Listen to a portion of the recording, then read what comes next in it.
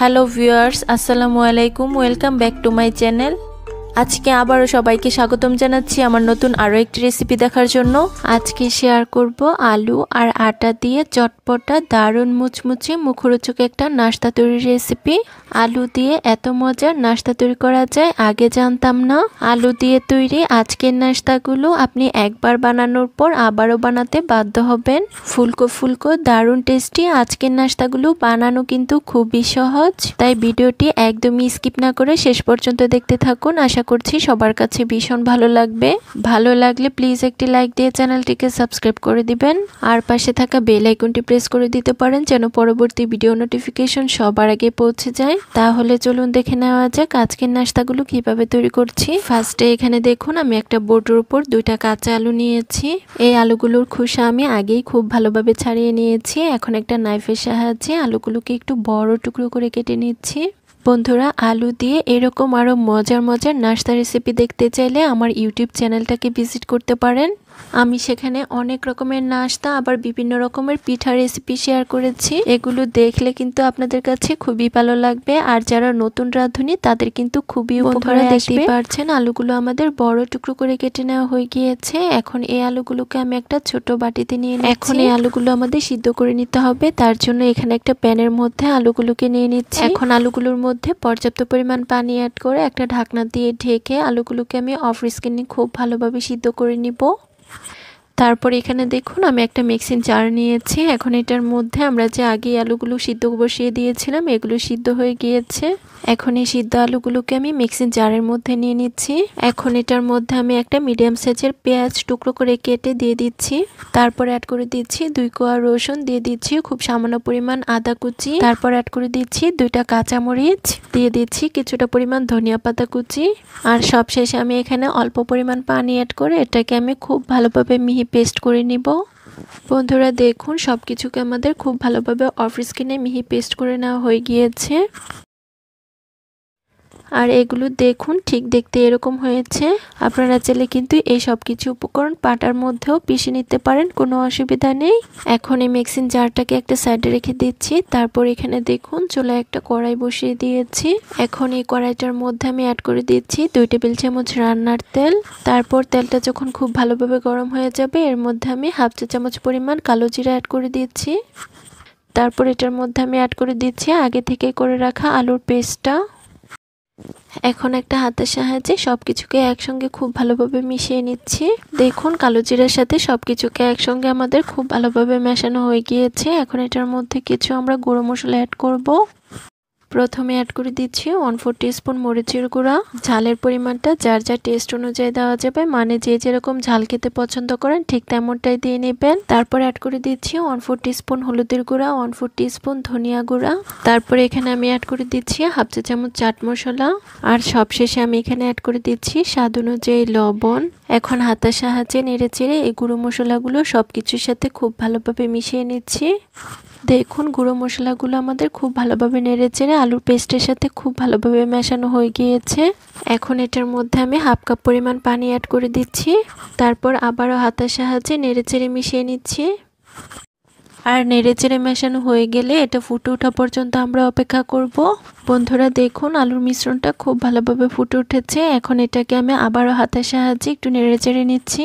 নেড়ে চেড়ে মিশিয়ে নেওয়া হয়ে গেলে এটার মধ্যে আমি অ্যাড করে দিচ্ছি 1 কাপ পরিমাণ আটা। আটার পরিবর্তে আপনারা চাইলে কিন্তু এখানে ময়দা কিংবা চালের গুঁড়াও অ্যাড করতে পারেন। চালের গুঁড়া অ্যাড করলে নাস্তাগুলো খেতে কিন্তু আরো বেশি ভালো লাগবে। বন্ধুরা আলু দিয়ে সহজ আর মজার কিছু নাস্তা তৈরি করতে চাইলে আজকের নাস্তাটা ট্রাই করতে পারেন।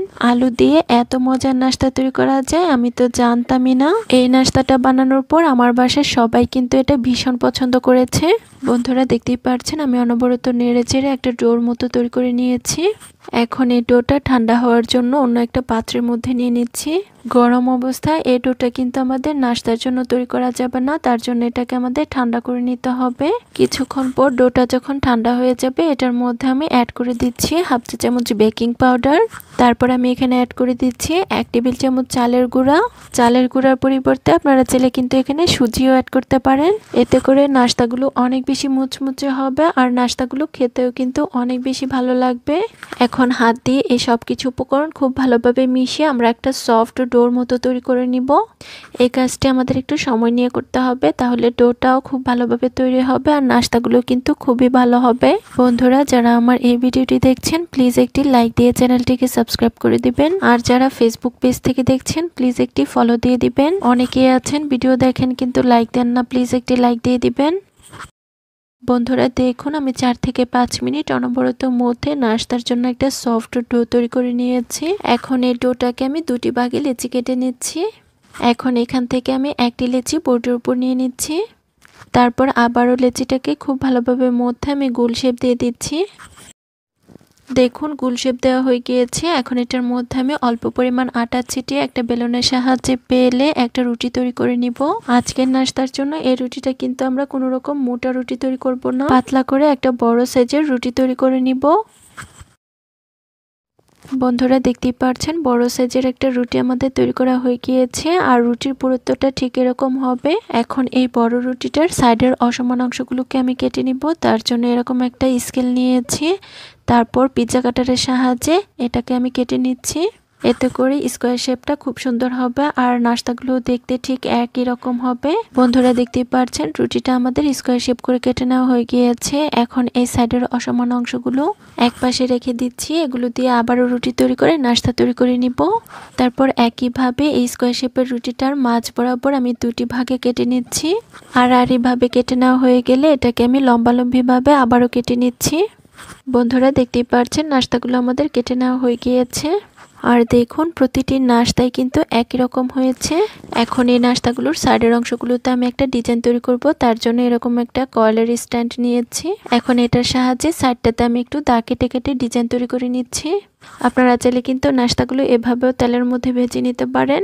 বন্ধুরা দেখতেই পাচ্ছেন একটি পিঠার সাইডের অংশগুলোতে আমাদের ডিজাইন তৈরি করা হয়ে গিয়েছে। এখন একইভাবে বাকি সবগুলো পিঠার সাইডের অংশটাতে এরকম ভাবে ডিজাইন তৈরি করে নিব। বন্ধুরা আপনারা চাইলে কিন্তু এই নাস্তাগুলো বানিয়ে সংরক্ষণও করতে পারেন। সেক্ষেত্রে এভাবে নাস্তাগুলোকে বানিয়ে ভাপিয়ে তারপর এগুলোকে রোদে শুকিয়ে নিতে পারেন। রোদে শুকানোর পর এগুলোকে স্টোর করে রেখে দিতে পারেন আর যখন ইচ্ছে হয় তখনই কিন্তু তেলে ভেজে খেতে পারেন। বাসার ছোট থেকে বড় সবাই কিন্তু এই নাস্তাগুলো ভীষণ পছন্দ করবে। আবার চাইলে বাচ্চাদের টিফিনেও কিন্তু ঝটপট এগুলো ভেজে শেয়ার করা যাবে। বন্ধুরা দেখতেই পাচ্ছেন একইভাবে বাকি সবগুলো নাস্তায় সাইডের অংশটাতে কেটে এরকম ভাবে আমি ডিজাইন তৈরি করে নিয়েছি। আর দেখতেই পাচ্ছেন এ পর্যায়ে নাস্তাগুলো দেখতে কি অসম্ভব সুন্দর লাগছে। এখন এই নাস্তাগুলোকে আমরা ভাজতে চলে যাব। তার জন্য এগুলোকে আমি একটা প্লেটের মধ্যে নিয়ে নিচ্ছি।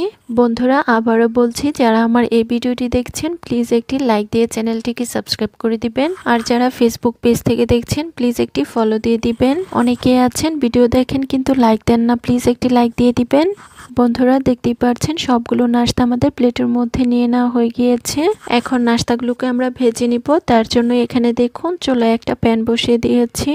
এখন এই প্যানটার মধ্যে আমি পর্যাপ্ত পরিমাণ রান্নার তেল অ্যাড করে নিচ্ছি। তেলটা যখন খুব ভালোভাবে গরম হয়ে যাবে এর মধ্যে আমি একে একে নাস্তাগুলোকে ছেড়ে দিচ্ছি। সবগুলো নাস্তা একবারে ভাজা যাবে না, প্যানের মধ্যে যতগুলো ধরে আমি দিয়ে দিচ্ছি। এই নাস্তাগুলো তেলে ছাড়ার ক্ষেত্রে আমাদের কিন্তু চুলার হিটটা অবশ্যই হাইতে রাখতে হবে, তা না হলে নাস্তাগুলো কিন্তু একদমই ফুলবে না। দেখতেই পাচ্ছেন নাস্তাগুলো তেলে ছাড়ার সঙ্গে সঙ্গে কত সুন্দর ফুলে ডাবল হয়ে গিয়েছে। এখন আমি একটা চামচের সাহায্যে নাস্তাগুলোকে উল্টে দিচ্ছি আর উল্টে পাল্টে নাস্তাগুলোকে আমি মুচমুচে করে ভেজে নিব। বন্ধুরা দেখতেই পাচ্ছেন নাস্তাগুলোকে আমি উল্টে পাল্টে খুব ভালোভাবে ভেজে নিয়েছি আর খুব সুন্দর একটা কালারও চলে এসেছে। এখন আমি একটা স্ট্যান্ডারের সাহায্যে খুব ভালোভাবে তেল ঝরিয়ে নাস্তাগুলোকে তুলে নিচ্ছি। দেখুন সবগুলো নাস্তা আমাদের তুলে নেওয়া হয়ে গিয়েছে। এখন একইভাবে বাকি নাস্তাগুলো আমরা তেলের মধ্যে ভেজে নিব। সবগুলো নাস্তা ভাজা দেখালে ভিডিওটা কিন্তু অনেক বেশি লং হয়ে যাবে আর বড় ভিডিও কিন্তু অনেকেই দেখতে চান না। তাই বাকি নাস্তাগুলো ভাজা হয়ে গেলে আমি আপনাদের মাঝে পরিবেশন করে দেখিয়ে দিব। বন্ধুরা দেখুন সবগুলো নাস্তা আমাদের ভাজা হয়ে গিয়েছে আর এগুলোকে আমি একটা প্লেটের মধ্যে নিয়ে নিয়েছি। দেখতেই পাচ্ছেন প্রতিটি নাস্তা দেখতে কি অসম্ভব লোভনীয় হয়েছে। আলু দিয়ে একদম সহজে ঝটপট মজাদার কিছু তৈরি করতে চাইলে আজকের নাস্তাটা ট্রাই করতে পারেন। এই নাস্তাটা যেমন মুখরোচক তেমনি অনেক বেশি টেস্টি। আলু দিয়ে তৈরি এই নাস্তাগুলো আপনি যাকে খাওয়াবেন সেই কিন্তু প্রশংসা করবে আর মুখে স্বাদ একদম লেগে থাকবে। আশা করছি আলু আর আটা দিয়ে চটপটা দারুণ মুচমুচে নাস্তা রেসিপিটি সবার কাছে ভীষণ ভালো লেগেছে। রেসিপি ভালো লাগলে চ্যানেল সাবস্ক্রাইব করে সাথে থাকবেন। ধন্যবাদ সবাইকে। আল্লাহ হাফিজ।